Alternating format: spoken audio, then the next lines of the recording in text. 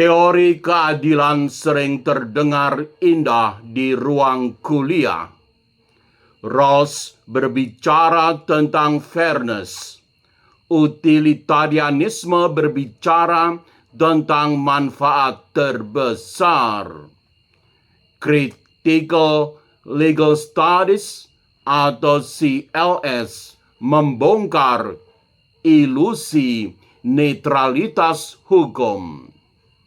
Namun demikian, pertanyaan sesungguhnya baru muncul ketika teori-teori itu diuji di dunia nyata. Apa yang terjadi saat teori hukum dan filsafat hukum bertemu dengan kasus konkret, khususnya kasus konkret di Indonesia? Hari ini kita tidak berhenti pada konsep. Kita akan mengujinya pada kenyataan. Mengenal filsafat hukum. Selamat datang di channel Mengenal Filsafat Hukum. Tema hari ini, siapa yang benar-benar mendapat keadilan? Menguji teori hukum dan filsafat hukum lewat kasus nyata Indonesia. Bagian 1, kasus pertama, kasus yang dialami baik Nuril dan ketegangan antara moral dan hukum.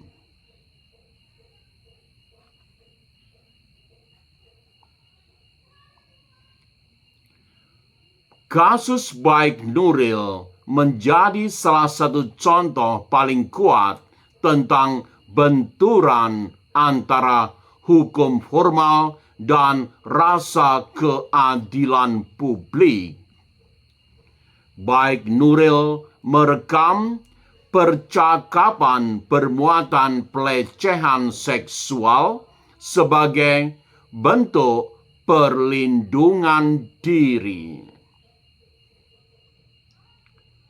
Namun secara hukum, ia justru dipidana berdasarkan undang-undang tentang ITE. Disinilah tiga teori mulai berbicara. Satu, dilihat dari perspektif Rawls.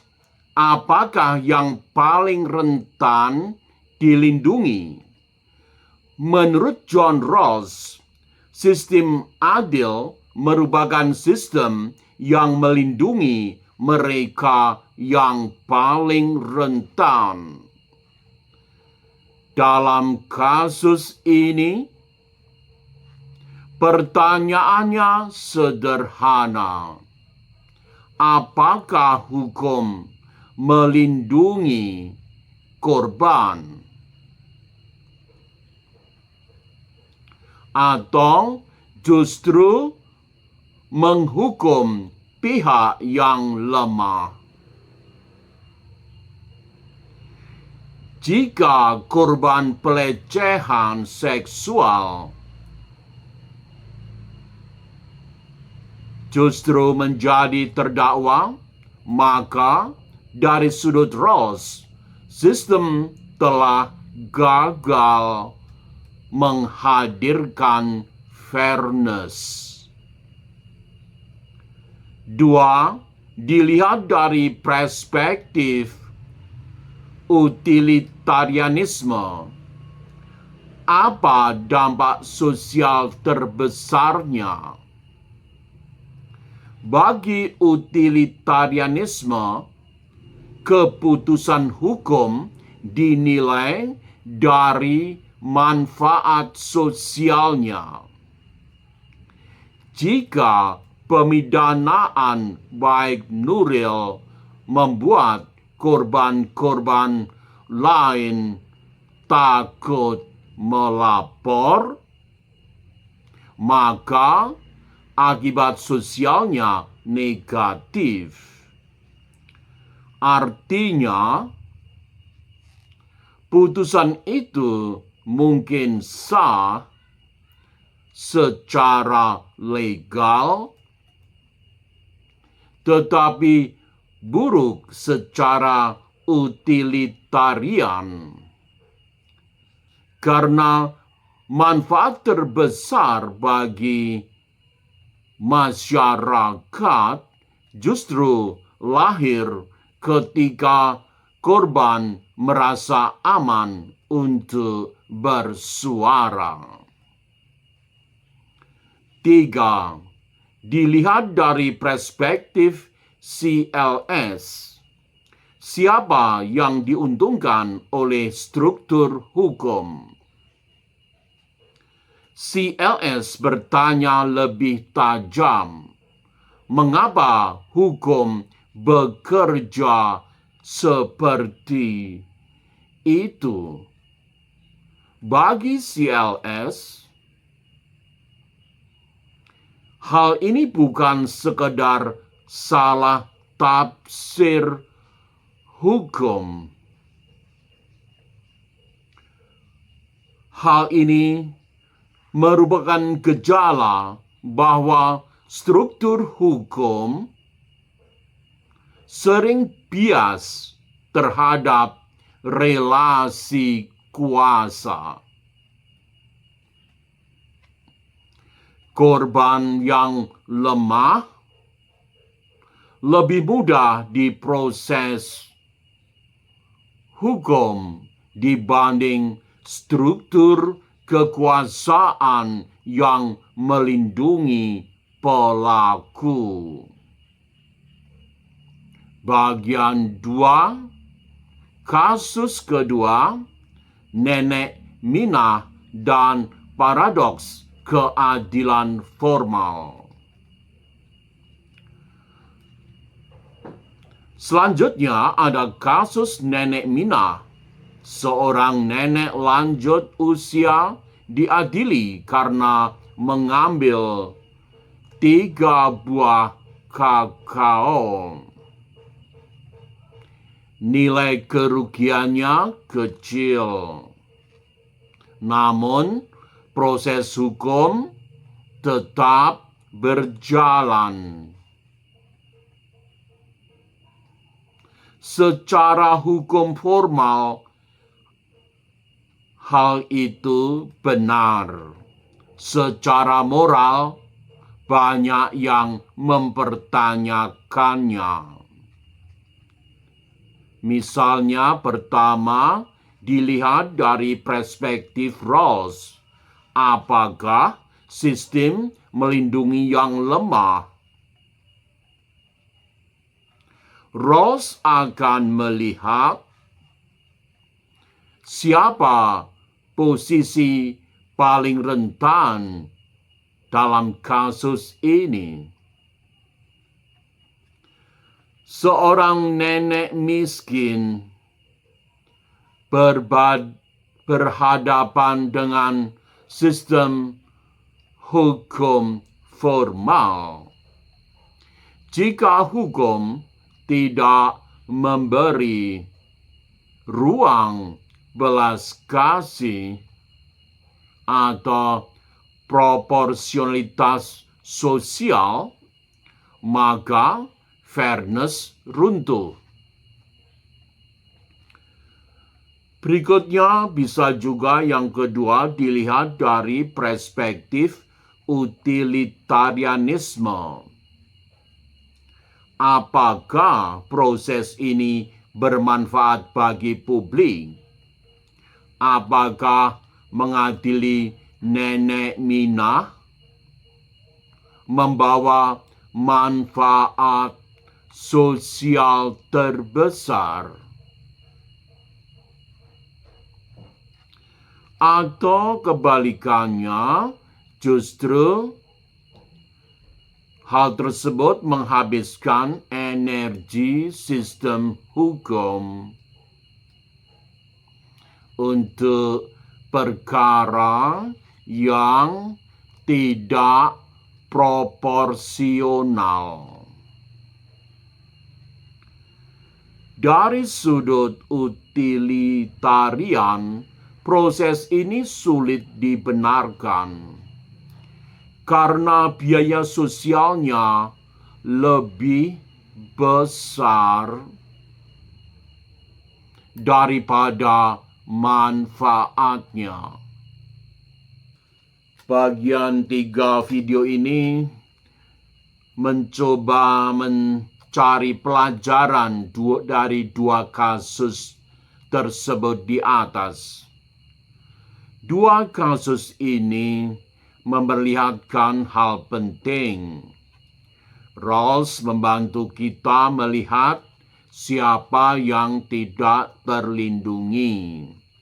Utilitarianisme membantu kita untuk menilai apakah putusan membawa manfaat sosial. CLS membantu kita curiga apakah hukum sedang melayani keadilan atau struktur kekuasaan. Indonesia menunjukkan ketiganya relevan karena masalah hukum yang ada di depan mata bukan hanya soal aturan buruk, tetapi juga soal desain sistem, dampak sosial, dan distribusi kuasa. Bagian 4. Teori mana yang paling tepat? Tidak ada teori yang sempurna. Rawls terlalu idealis bagi sebagian orang.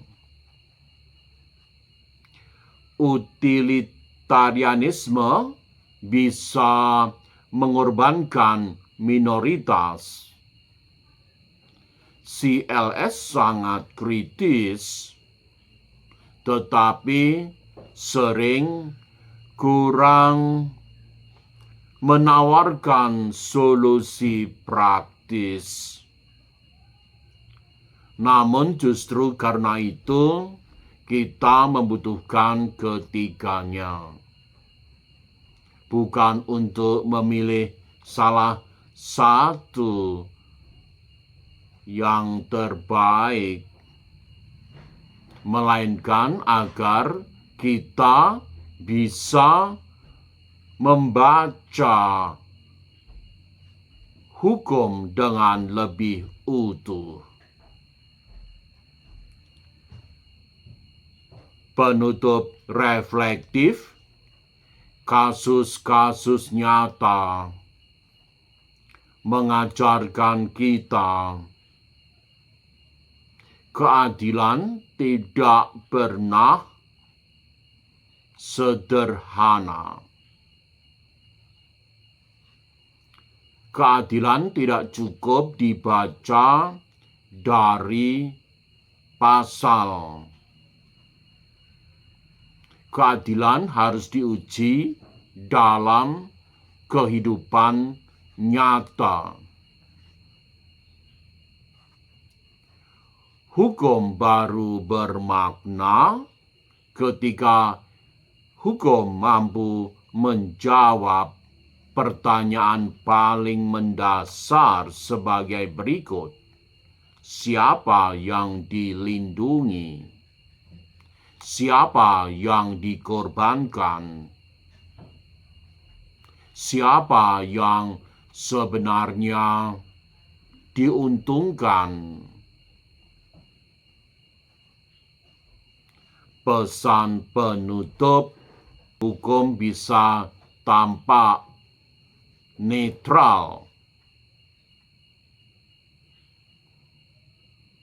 namun keadilan selalu menuntut kita untuk melihat lebih dalam.